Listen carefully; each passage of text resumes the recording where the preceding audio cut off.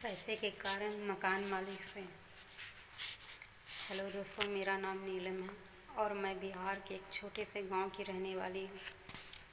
मेरा फिगर 34, 24 और 36 और रंग गोरा, आंखें काली और दिखने में मैं अपनी तारीफ़ क्या करूँ। बस इतना है कि मेरे चाहने वाले बहुत हैं और गांव में भी मैं कई लड़कों के साथ खेत में, समझ गए ना आप।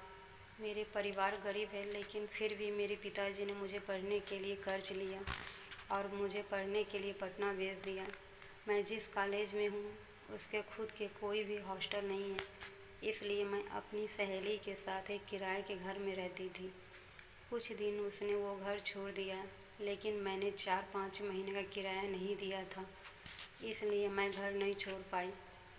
मेरे मकान मालिक मुझे हर दिन आकर कहा करते, जल्दी पैसे दे दो वरना कुछ गलत हो जाएगा। लेकिन मेरे पास इतने पैसे होते ही नहीं थे कि उनको दे सकूं, इसलिए मैं उनको अक्सर टालती रहती थी कि कुछ दिन बाद दे दूंगी, लेकिन दे नहीं पाती थी। मैंने अपने मकान मालिक के बारे में काफ़ी बातें सुनी थी कि वो बहुत दबंग आदमी है और अगर किसी को कुछ कर भी दे तो उनका कोई कुछ नहीं बिगाड़ सकता। लेकिन मैं इन सब बातों पर ज़्यादा ध्यान नहीं देती थी। अब मैंने कई जगह पर काम तलाशना शुरू किया। कोई काम ढंग का नहीं मिला और जो मिल रहा था उसमें मेरा ना तो खर्च निकलता और ना ही किराया। उस वक्त मेरे पास पैसे का कोई इंतज़ाम नहीं था और घर से भी नहीं मांग सकती थी, इसलिए अब मैं परेशान हो चुकी थी। मुझे अक्सर इसी बात का डर लगा रहता था कि अगर मकान मालिक ने मेरे साथ कुछ कर दिया तो मेरे घर वालों का क्या होगा। अब मैं तरकीबें सोचना शुरू कर दिया कि कैसे उनका पैसा चुकाऊं, लेकिन मुझे कोई सीधा रास्ता दिखाई नहीं दे रहा था। फिर मैंने मकान मालिक के बारे में और पता लगाने की कोशिश की और मुझे बहुत कुछ पता चला। जैसे कि बाहर तो वो बहुत दबंग आदमी हैं, लेकिन अपनी बीवी से बहुत डरते हैं, क्योंकि जो भी उनके पास है वो सब उनकी बीवी का है, क्योंकि उसका ससुर बहुत अमीर है। और एक और ख़ास बात पता चली कि वो बहुत ही रियाज किस्म का आदमी है, लड़कियों और औरत के साथ थोड़ी लचीली है। जब ये बातें मुझे पता चली, मेरे मन में एक प्लान आया कि क्यों ना मैं इसे खुदवा लूँ और चुपके से हमारा वीडियो बना लूँ, जिससे मैं इसको ब्लैकमेल कर सकूँ और जब तक चाहे वहाँ रह सकूँ। अब मैंने सारे इंतज़ाम करना शुरू कर दिए और कमरे में कैमरा लगाने के लिए जगह ढूंढने लगी, जहाँ कैमरे से सब कुछ दिख भी जाए और कैमरा दिखे भी ना। मैंने एक जगह कैमरा लगा दिया और उसके आने का इंतज़ार करने लगी। वैसे तो वो रोज़ रात आता था, लेकिन पता नहीं क्यों ना तो वो उस दिन आया और ना ही अगले दिन।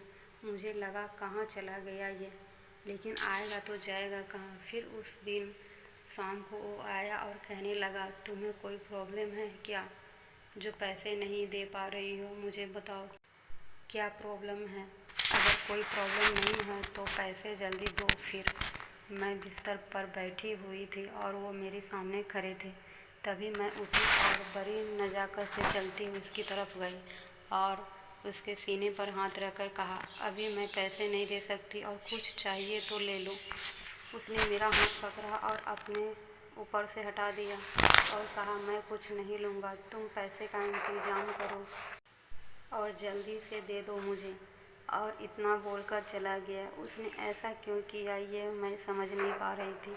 अब मैंने सोचा कि जब अगली बार आएगा और ज़्यादा वैसे इशारे करूँगी। वो अगले दिन फिर नहीं आया और उसके अगले दिन जब आया तो मैं पूरी तैयारी से बैठी थी, लेकिन वो मेरे कमरे में नहीं आया, दूसरों के कमरे में चला गया। तब तक मैं सोचने लगी कि और कैसे रिझाया जाए, तो मैंने अपना वो उतार दिया और मेरे नींबू तो बड़े ही हैं और मैंने दुपट्टा भी नहीं डाला था, इसलिए मेरे नींबू की लाइन साफ दिख रही थी।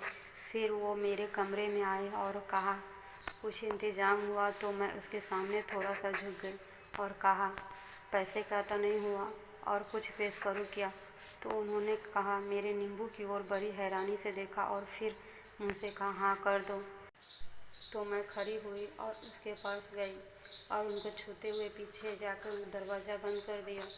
वो कुछ नहीं बोल पा रहे थे और मैंने जाके उनको पीछे से पकड़ लिया और कहा, क्या चाहिए, किराया या मैं? तो उन्होंने कहा, सिर्फ तुम। तो मैंने उनको छोड़ा और आगे जाके बिस्तर पर बैठ गई और कहा, फिर मेरा किराया? तो उन्होंने कहा, सब माफ़। फिर मैंने अपना कुर्ता उतारा और अपने नींबू दबाने लगी और वो कहीं खड़े होकर देखने लगे। मेरे नींबू बड़े थे और मैं बैठकर दबा रही थी और खुद ही अपने नींबू चाट रही थी और वो वहीं खड़े होकर देख रहे थे। तो मैंने कहा, बस खड़े होकर देखोगे ही या कुछ करने का इरादा है, या फिर किराया नहीं भूल जा रहा है? तो वो वहीं खड़े होकर अपना दबाने लगा और मैं भी वहीं बैठे अपनी नींबू ही दबाई जा रही थी। फिर मैंने अपने नींबू पर से हाथ हटाए और पीछे रख के बैठ गई।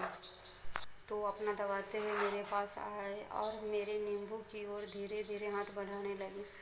तो मैंने उनका हाथ पकड़ा और अपने नींबू पर रखवा लिया और उन्होंने मेरे नींबू दबाना शुरू कर दिया।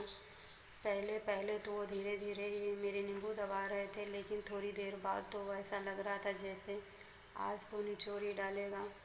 और बाद में उसको ब्लैकमेल करके हर महीने पैसा नहीं देती, बदले में मैं उसे सब कुछ देती। अगर इस तरह का वीडियो देखना चाहते हैं तो आप हमारे चैनल को सब्सक्राइब करें, वीडियो को लाइक करें। मिलते हैं अगले वीडियो में नए टॉपिक के साथ।